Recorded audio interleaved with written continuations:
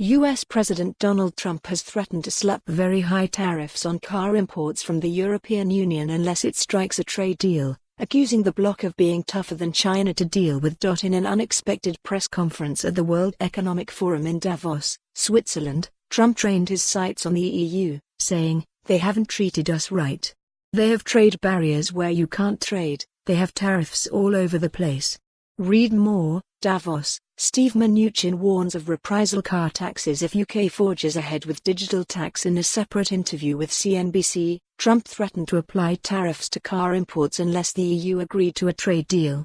"I'm going to have to take action, and the action will be very high tariffs on their cars and on other things that come into our country," he said. In a separate interview with Fox News, Trump said the tariffs could be 25%. The threat of punitive car tariffs has long hung over European manufacturers, but Trump has repeatedly delayed applying them. Yet in his press conference, the president indicated that, following the signing of a Phase 1 trade deal with China last month, he would tackle the EU next.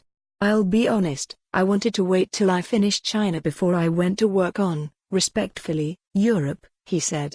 "They are frankly more difficult to do business with than China. We have a great relationship with China now."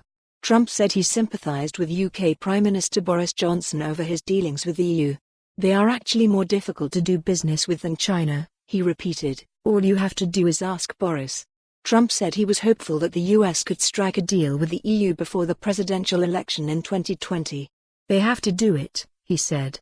Read more. Donald Trump brands China trade deal one of the greatest ever. It came as a top trade wonk drew a similar comparison between the EU and China, slamming the bloc's insistence that its trading partners harmonize their regulations with EU policies such as General Data Protection Regulation, GDPR.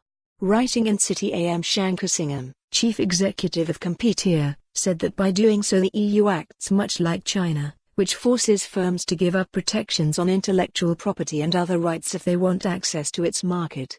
Should other nations accede to this bullying, the result will be the destruction of global wealth on a massive scale, he added. For more on this story, visit the news article link.